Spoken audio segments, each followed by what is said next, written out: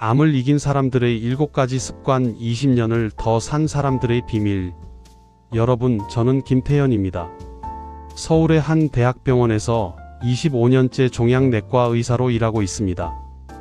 2년 전 새벽 2시 잠을 깨운 전화 한 통이 있었어요. 20년 전 제가 치료했던 환자분이었습니다. 선생님, 저 기억하세요? 63세 유방암 3기 판정받았던 김순자예요. 순간 가슴이 철렁했어요. 암이 재발했나? 무슨 안 좋은 소식이라도? 선생님, 저 오늘 83세 생일이에요. 손주들이랑 제주도 여행 다녀왔어요. 너무 감사해서 전화드렸어요.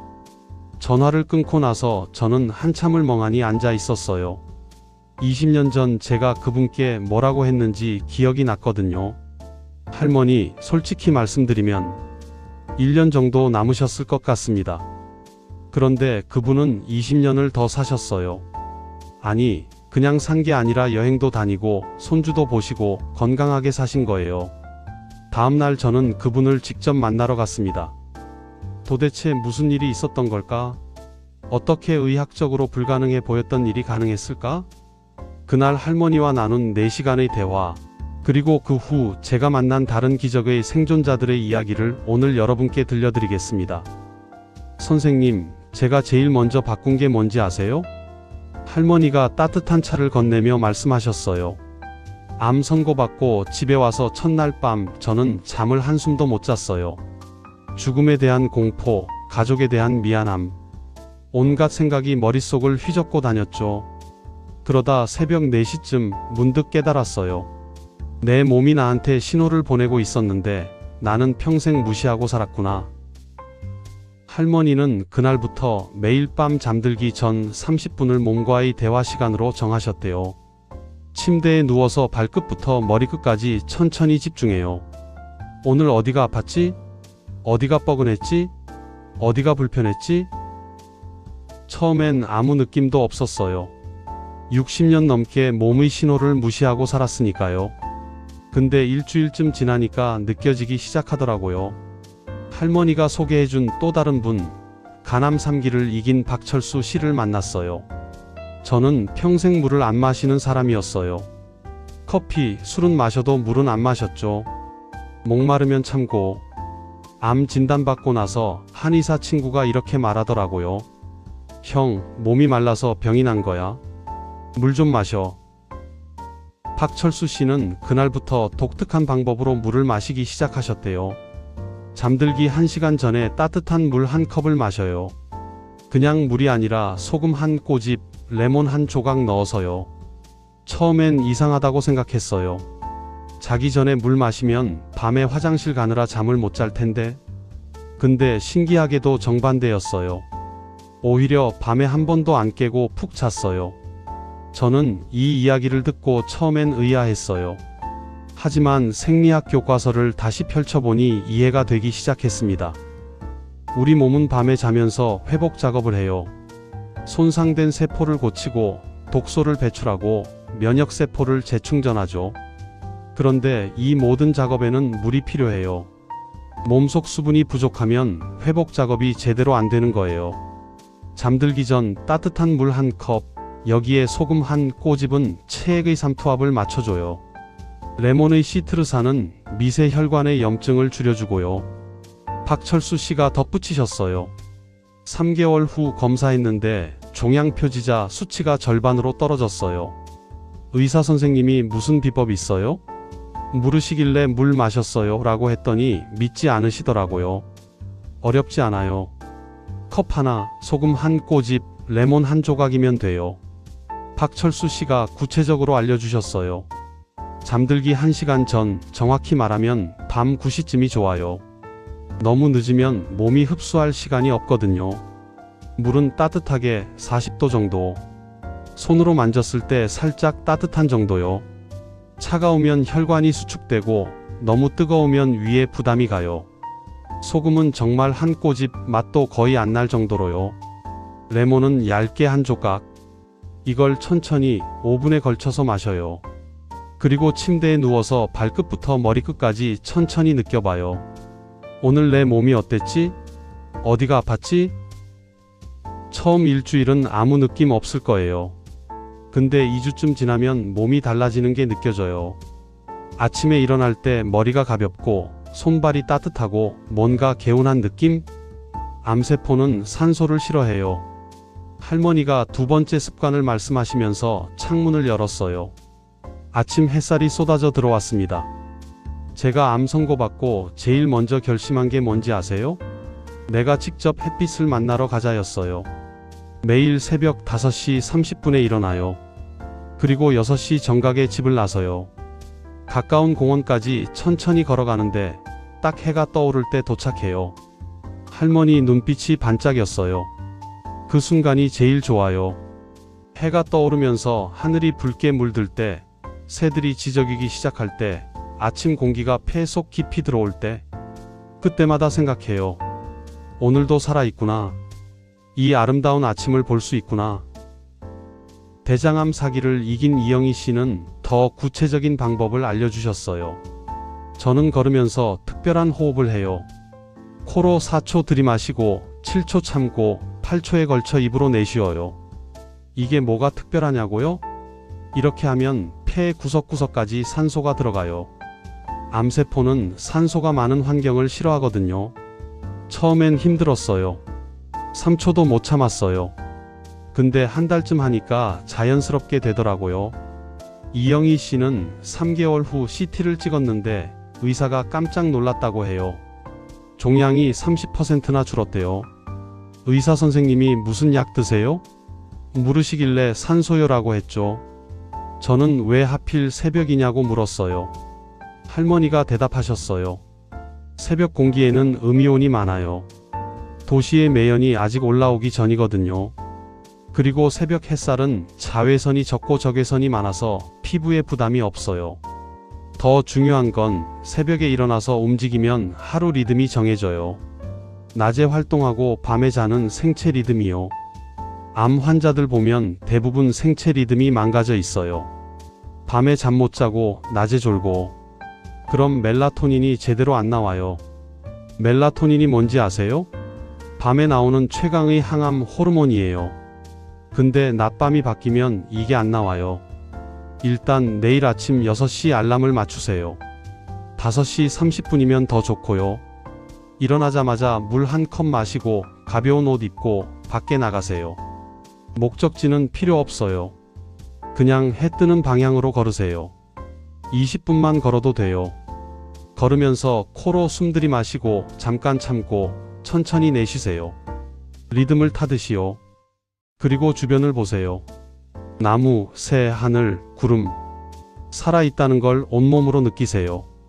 30번 씹으니까 암세포가 굶어 죽더라고요. 할머니가 점심을 대접하시면서 말씀하셨어요. 제가 암 선고받고 제일 먼저 바꾼 식습관이 뭔지 아세요? 빨리 먹는 거였어요. 평생 10분 만에 밥을 먹었어요. 빨리 먹는 게 미덕이라고 생각했죠. 근데 영양사 선생님이 그러시더라고요. 할머니, 빨리 먹으면 혈당이 급상승해요. 그럼 암세포가 좋아해요. 천천히 30번씩 씹어서 드세요. 할머니는 그날부터 한 숟가락을 뜨면 30번을 세면서 씹으셨대요. 처음엔 정말 답답했어요. 한 끼 먹는데 40분이 걸렸으니까요. 근데 2주쯤 지나니까 신기한 일이 생겼어요. 같은 양을 먹어도 배가 더 부르더라고요. 그리고 오후에 혈당이 확 떨어지는 느낌이 없어졌어요. 췌장암 2기를 이긴 정민수 씨는 더 놀라운 이야기를 들려주셨어요. 저는 한술 더 떠서 50번을 씹었어요. 한 숟가락에 50번이요. 이유가 있었어요. 췌장암은 당을 정말 좋아하거든요. 그래서 저는 암세포를 굶기기로 결심했죠. 천천히 씹으면 침이 많이 나와요. 침 속에는 아밀라아제라는 효소가 있어서 탄수화물을 미리 분해해요. 그럼 혈당이 천천히 올라가요. 암세포는 급상승한 당을 좋아하는데 천천히 올라가니까 암세포가 제대로 못 먹는 거예요. 정민수 씨는 3개월 만에 10kg이 빠졌대요. 근육은 그대로인데 체지방만 빠진 거죠. 6개월 후 CT 찍었는데 종양이 거의 사라졌어요. 의사 선생님이 이건 의학적으로 설명이 안 돼요 라고 하셨어요. 저는 나중에 논문을 찾아봤어요. 실제로 연구 결과가 있었습니다.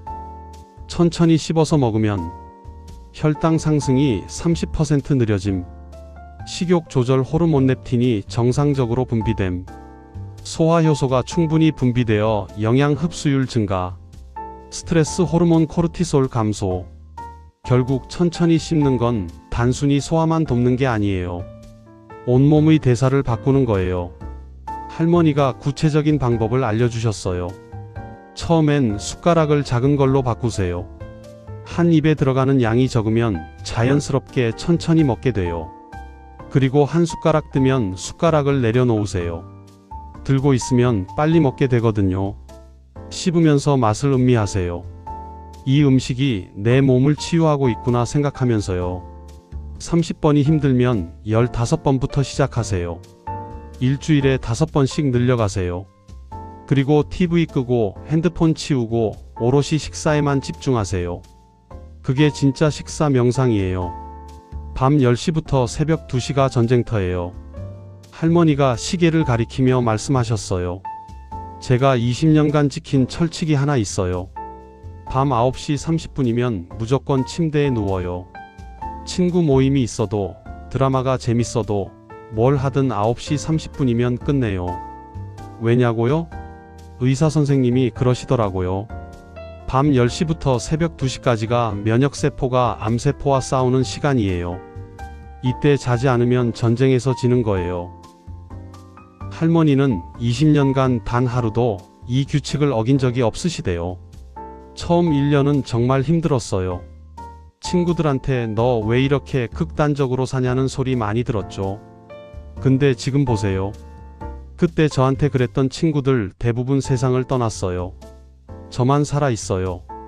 전립선암 3기를 이긴 강민호 씨는 수면의 비밀을 더 자세히 알려주셨어요. 저는 수면 일기를 썼어요. 매일 몇 시에 자고 몇 번 깼고 몇 시에 일어났는지요. 그랬더니 패턴이 보이더라고요. 10시 전에 자면 새벽에 안 깨는데 11시 넘어서 자면 2~3번씩 깨더라고요. 그래서 저는 9시 30분을 지키기로 했어요. 회사 일도 9시면 끝내고 술자리도 다 거절했어요. 강민호 씨는 3개월 만에 놀라운 변화를 경험했대요.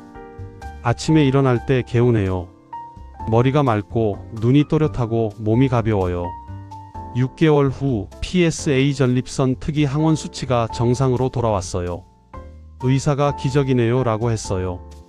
제가 문헌을 찾아보니 과학적 근거가 명확했습니다. 밤 10시부터 새벽 2시 사이에 분비되는 멜라토닌은 암세포의 증식을 직접 억제, DNA 손상을 복구, 면역세포 NK세포를 활성화, 항산화 효과가 비타민C의 2배. 근데 이 멜라토닌은 어두울 때만 나와요. 불을 켜놓고 자거나 TV를 보면서 자면 안 나와요. 9시부터는 집안 조명을 어둡게 하세요. 밝은 빛은 멜라토닌 분비를 막아요. 9시 30분이면 침대에 누우세요. 잠이 안 와도 괜찮아요. 누워만 있어도 몸은 쉬어요. 침실은 완전히 어둡게 하세요. 암막 커튼 치고 LED 불빛도 다 가리세요. 온도는 18에서 20도가 좋아요. 좀 시원해야 깊은 잠을 자요. 그리고 아침 6시에 일어나세요. 주말에도요. 생체 리듬을 지키는 게 제일 중요해요. 웃으면 NK세포가 300% 증가해요. 할머니가 갑자기 큰 소리로 웃으셨어요. 정말 배를 잡고 웃으시는 거예요. 하하. 미안해요. 요즘 웃음 연습하고 있거든요. 암 선고받고 3개월쯤 지났을 때 웃음 치료사가 병원에 왔어요. 처음엔 정말 어이없었어요. 암 환자한테 뭔 웃음이야 싶었죠. 근데 억지로라도 웃기 시작하니까 신기한 일이 생겼어요. 진짜로 기분이 좋아지는 거예요. 할머니는 그날부터 매일 웃음 훈련을 하셨대요. 아침에 일어나면 거울 보고 하하 10번 웃어요. 억지로요. 근데 억지로 웃다 보면 진짜로 웃기게 변해요. 제가 논문을 찾아보니 놀라운 연구 결과들이 있었어요. 일본 연구팀이 암 환자들에게 3개월간 매일 웃음 치료를 했더니 NK세포 자연살의 세포 활성도 300% 증가, 스트레스 호르몬 50% 감소, 통증 인지도 40% 감소, 수면의 질 70% 개선, 웃으면 뇌에서 엔도르핀이 나와요. 이게 천연 진통제예요. 그리고 세로토닌도 나와서 우울증이 좋아져요. 매일 코미디 프로그램을 30분 보세요. 웃긴 유튜브도 좋아요. 웃음 요가도 해보세요. 억지로라도 하하 소리 내면서 웃으세요. 5분만 해도 진짜 웃음이 나와요. 친구들 만나서 옛날 이야기 하세요. 웃긴 추억 이야기 하다 보면 배꼽 빠져요. 70세에 영어 배우기 시작했어요. 할머니가 책장에서 두툼한 노트를 꺼내 보여주셨어요. 영어 단어들이 빼곡히 적혀 있었습니다. 놀랐죠? 저 이거 70세에 시작했어요. 왜냐고요? 병원에서 만난 미국인 환자분이랑 얘기하고 싶었거든요. 그분도 유방암이었는데 영어로 위로해주고 싶었어요. 주변 사람들이 다 말렸어요. 할머니가 무슨 영어를, 그냥 편히 쉬세요. 근데 저는 생각했어요. 살아있으니까 배우는 거 아닐까? 할머니는 매일 아침 1시간씩 영어를 공부하셨대요. 처음엔 ABC부터 다시 시작하셨다고 해요. 첫날은 알파벳도 기억이 안 나더라고요. 근데 신기하게도 일주일 지나니까 하나씩 들어오기 시작하는 거예요. 3개월 후에는 간단한 인사를 할 수 있었어요. How are you? I'm fine, thank you. 그 미국인 환자분을 다시 만났을 때 제가 영어로 인사했어요. 그분이 우시면서 저를 안아주셨어요. 할머니 눈에 눈물이 맺혔어요. 그때 깨달았어요. 내가 살아있다는 게 이런 거구나. 새로운 걸 배우고 누군가와 소통하고 그게 삶이구나. 위암 3기를 이긴 김영수 씨는 더 재미있는 이야기를 들려주셨어요. 저는 평생 그림 한 번 안 그려본 사람이에요. 미술 시간에 낙제점 받았을 정도로요. 근데 암 선고받고 나서 병실에서 옆 침대 할머니가 그림 그리시는 걸 봤어요. 수채화였는데 정말 예쁘더라고요. 그래서 물어봤죠. 할머니, 저도 할 수 있을까요? 그랬더니 할머니가 웃으시면서 해봐요. 못할 것도 없어요. 김영수 씨는 그날부터 매일 30분씩 그림을 그리기 시작하셨대요. 처음엔 정말 엉망이었어요. 사과 하나 그리는데 1시간 걸렸는데 그게 사과인지 감자인지 모를 정도였죠. 근데 계속 그리다 보니까 조금씩 나아지는 게 보이는 거예요. 선이 부드러워지고 색감이 살아나고 6개월 후에 처음으로 풍경화 하나를 완성했어요. 제 평생 그린 첫 작품이에요. 그걸 병실 벽에 걸어놨는데 간호사 선생님들이 와 정말 잘 그리셨네요 라고 하시더라고요. 김영수 씨가 조용히 말씀하셨어요. 그때 느꼈어요. 아, 나는 아직 발전할 수 있구나. 나는 아직 늙지 않았구나. 제가 신경과 동료 교수에게 물어봤어요. 왜 새로운 걸 배우면 암 치료에 도움이 될까요? 교수가 흥미로운 연구 결과를 보여줬어요. 새로운 것을 배울 때 뇌에서는 BDNF라는 물질이 분비돼요. 이게 뭐 하는 물질이냐면 뇌세포를 새로 만들고 연결하고 보호해요. 그리고 놀랍게도 이 물질이 전신의 면역세포도 활성화시켜요. 연구 데이터를 보니 더 놀라웠어요. 새로운 것을 배우는 암 환자들, 우울증 발생률 60% 감소, 통증 인지도 45% 감소, 면역세포 활성도 35% 증가, 5년 생존율 28% 향상. 결국 뇌가 활성화되면 몸 전체가 활성화되는 거예요. 뇌가 아직 살아야 할 이유가 있다고 판단하면 몸도 그에 맞춰 반응하는 거죠. 폐암 2기를 이긴 박순희 씨는 정말 용감한 도전을 하셨어요. 저는 스마트폰을 배웠어요. 75세예요. 손주들이 카톡으로 사진을 보내주는데 저는 볼 줄을 몰라서 항상 답답했거든요. 그래서 딸한테 나 스마트폰 배우고 싶어라고 했더니 딸이 깜짝 놀라면서 엄마 진심이에요? 라고 하더라고요. 박순희 씨는 동네 복지관에서 운영하는 스마트폰 교실에 등록하셨대요. 첫날 가니까 저보다 나이 드신 분들이 많더라고요. 다들 손주들과 소통하려고 배우시는 거예요. 처음엔 전원 버튼 누르는 것도 헷갈렸어요. 근데 3개월 지나니까 카톡 보내고 사진 찍고 영상통화까지 할 수 있게 됐어요. 어느 날 손주가 할머니 영상통화해요 라고 카톡을 보냈어요. 제가 직접 버튼 눌러서 통화 연결했죠. 손주 얼굴이 화면에 나타났을 때 정말 눈물이 나더라고요. 박순희 씨가 핸드폰을 꺼내 보여주셨어요. 손주들 사진이 가득했습니다. 이거 보세요. 다 제가 찍은 거예요. 이제는 제가 손주들한테 사진도 보내줘요. 손주들이 할머니 진짜 대단하시다고 하더라고요. 그 말 듣는 순간 생각했어요. 나는 아직 쓸모있는 사람이구나.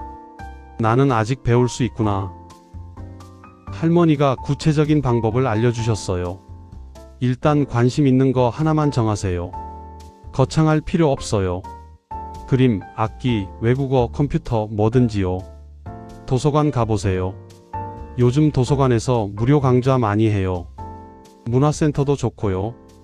유튜브도 활용하세요. 유튜브에 초보자 55 배우기 검색하면 정말 친절하게 알려주는 영상들이 많아요. 제일 중요한 건 매일 하는 거예요.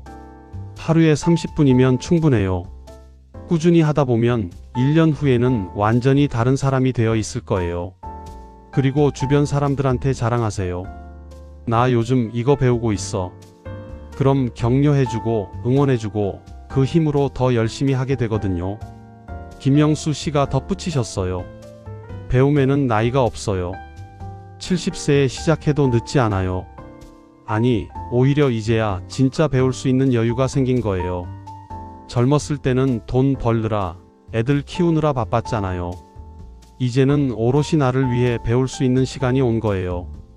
그러니까 두려워하지 마세요. 못할 것도 없어요. 시작하면 됩니다. 내가 필요한 사람이 있다는 게 살아갈 이유예요. 할머니가 마지막 습관을 말씀하실 때 표정이 정말 환해지셨어요. 제가 암 치료 끝나고 5년쯤 지났을 때 문득 이런 생각이 들었어요. 나는 왜 살아남았을까? 나보다 젊고 건강했던 사람들도 다 떠났는데 왜 나만 남았을까? 그 질문에 답을 찾고 싶어서 병원에 갔어요. 그리고 암 환자 돕는 봉사자를 모집한다는 공고를 봤죠. 솔직히 처음엔 망설였어요. 내가 과연 도움이 될까? 나도 환자였는데. 근데 용기 내서 신청했어요. 할머니는 그날부터 매주 화요일마다 병원에 가셨대요.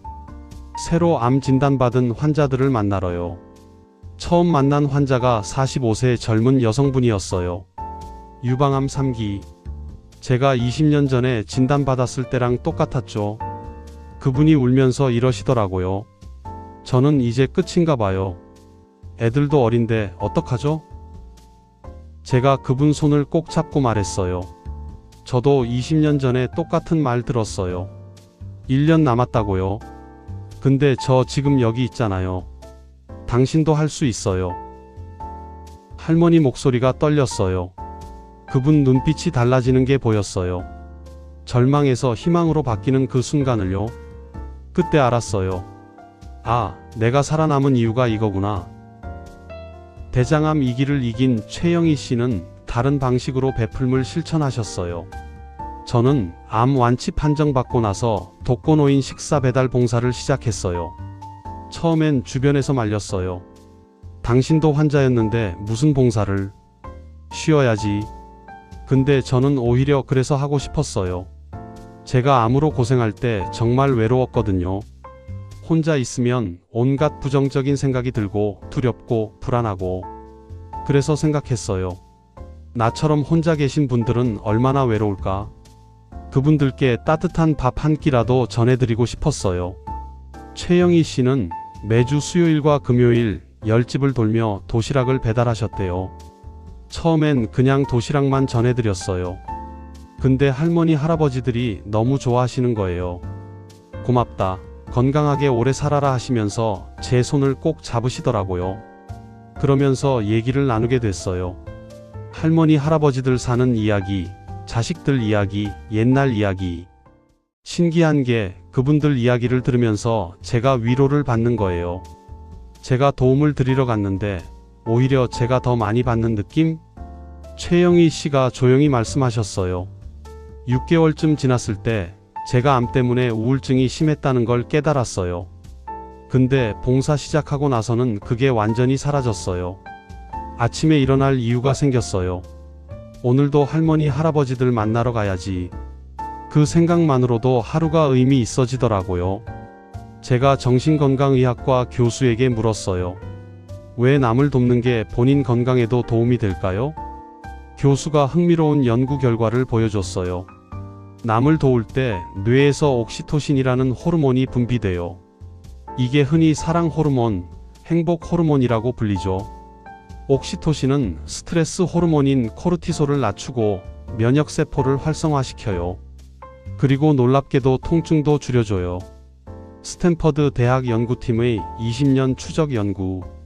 봉사활동하는 암 환자의 5년 생존율 40% 더 높음, 우울증 발생률 55% 감소, 통증 인지도 50% 감소, 삶의 만족도 80% 증가. 결국 남을 돕는다는 건 자기 자신을 치유하는 가장 강력한 방법 중 하나예요. 70세 이철수 씨의 암 환자 상담 봉사 간암 3기를 이긴 이철수 씨는 더욱 적극적인 방법을 선택하셨어요. 저는 온라인 암 환자 커뮤니티에서 상담 봉사를 해요. 제가 암으로 고생할 때 가장 힘들었던 게 정보가 없다는 거였어요. 이 증상이 정상인가? 이렇게 해도 되나? 언제쯤 나아질까? 궁금한 게 너무 많은데 물어볼 데가 없었죠. 그래서 온라인에서 후배 환자들한테 제 경험을 나눠줘요. 이럴 땐 이렇게 하면 돼요. 걱정 안 해도 돼요. 저도 그랬는데 괜찮아졌어요. 이철수 씨는 매일 저녁 1시간씩 커뮤니티에 접속해서 질문에 답변하신대요. 어떤 날은 밤 12시까지 답변을 달아요. 질문이 너무 많거든요. 근데 전혀 힘들지 않아요. 오히려 그분들이 감사해요. 덕분에 용기 얻었어요 라고 할 때마다 제가 더 힘이 나요. 그리고 신기한 게 남을 도우려고 공부하다 보니까 제 건강 관리도 더 철저해지더라고요. 내가 건강해야 남을 도울 수 있지 하면서요. 오늘부터 시작하는 베풀무의 첫걸음. 할머니가 구체적인 방법을 알려주셨어요. 거창할 필요 없어요. 작은 것부터 시작하세요. 동네 복지관 가보세요. 거기 가면 작은 봉사 기회가 많아요. 책 읽어주기, 말벗 되어주기, 청소 도와주기. 온라인도 좋아요. 암 환자 커뮤니티, 투병 일기 블로그. 거기서 후배 환자들한테 댓글 달아주세요. 저도 그랬어요. 괜찮아질 거예요. 한마디만으로도 큰 힘이 돼요. 병원 봉사도 있어요. 제가 하는 것처럼 암 환자분들께 경험담 나눠주는 거예요. 병원에 문의하면 알려줘요. 중요한 건 의무감으로 하지 말라는 거예요. 해야 해가 아니라 하고 싶어 라는 마음으로 하세요. 그래야 오래 할 수 있어요. 최영희 씨가 덧붙이셨어요. 봉사하면서 깨달았어요. 내가 남을 도우려고 갔는데 결국 나를 도운 거더라고요. 외로움도 사라지고 우울증도 사라지고 삶의 의미도 찾고 그게 다 봉사 덕분이에요. 그러니까 두려워하지 마세요. 내가 뭘 해줄 수 있을까 걱정하지 말고 일단 시작해보세요. 분명히 당신을 필요로 하는 누군가가 있어요. 긴 대화가 끝나갈 무렵 할머니가 제 손을 꼭 잡으셨어요. 선생님, 제가 20년 전에 1년 남았다는 선고를 받았을 때 정말 세상이 무너지는 줄 알았어요. 근데 지금 생각해보면 그게 오히려 선물이었어요. 암이 아니었으면 저는 평생 이렇게 살지 못했을 거예요. 매일 아침 해가 뜨는 걸 보고 천천히 밥을 씹으면서 감사하고 새로운 걸 배우는 기쁨을 느끼고 누군가를 도우면서 보람을 느끼고 할머니 눈에 눈물이 맺혔어요. 암이 저한테 가르쳐준 거예요. 어떻게 사는 게 진짜 사는 건지를요. 할머니가 천천히 말씀하셨어요. 이 7가지 습관 사실은 특별한 게 아니에요. 그냥 인간답게 사는 거예요. 몸의 신호를 듣고 햇빛과 함께 걷고 천천히 밥 먹고 일찍 자고 웃고 배우고 남을 돕고 이게 원래 우리가 해야 하는 거예요. 근데 바쁘게 살다 보니까 다 잊고 살았던 거죠. 암은 저한테 이제 그만 멈추고 진짜로 살아봐라고 말해준 거예요. 지금 이 순간이 가장 중요합니다. 여러분, 내일부터 하지 마세요. 오늘부터 하세요. 오늘 밤 잠들기 전에 따뜻한 물 한 컵 마시세요. 소금 한 꼬집, 레몬 한 조각 넣어서요. 내일 아침 해 뜨기 전에 일어나세요. 밖에 나가서 20분만 걸으세요. 내일 점심 30번 씹으면서 드세요. 천천히 감사하면서요. 내일 저녁 9시 30분에 침대에 누우세요. 스마트폰 끄고 조용히요. 모레부터 배우고 싶었던 거 하나 시작하세요. 그림이든 악기든 뭐든지요. 이번 주부터 누군가를 도와주세요. 작은 것부터요. 할머니가 마지막으로 당부하셨어요. 한 번에 다 하려고 하지 마세요. 하나씩 천천히. 그게 중요해요. 처음엔 힘들어요. 나도 수없이 포기하고 싶었어요. 근데 하루하루 하다 보면 습관이 돼요. 그럼 어느새 1년, 5년, 10년이 지나 있어요. 그리고 어느 날 문득 깨닫게 될 거예요. 아, 나는 이미 달라졌구나.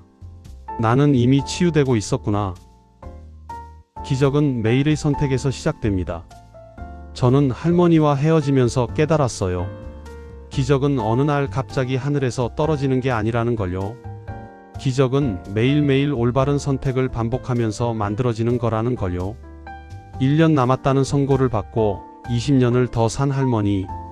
그분이 20년간 매일 실천한 7가지 습관. 그게 바로 기적의 정체였습니다. 여러분, 오늘 83세 할머니와 암을 이긴 분들의 이야기를 들려드렸어요. 7가지 습관 다시 정리할게요. 잠들기 전 몸의 신호 듣기, 따뜻한 물, 소금, 레몬. 새벽 햇살과 함께 걷기, 호흡하며 산책. 씹기, 명상, 밥을 약처럼 먹기, 30번 씹기. 9시 30분 취침 골든타임 지키기. 웃음 처방전 하루 30분 웃기. 배움의 즐거움, 새로운 것 배우기. 베풀무의 기쁨, 남을 돕기. 오늘 밤부터 하나씩 시작해보세요. 한 번에 다 하려고 하지 말고 하나씩 천천히. 이 영상이 여러분께 희망이 되기를 바랍니다. 구독과 좋아요, 그리고 같은 어려움을 겪고 계신 분들께 공유해주세요. 여러분의 건강과 행복을 진심으로 응원합니다. 감사합니다.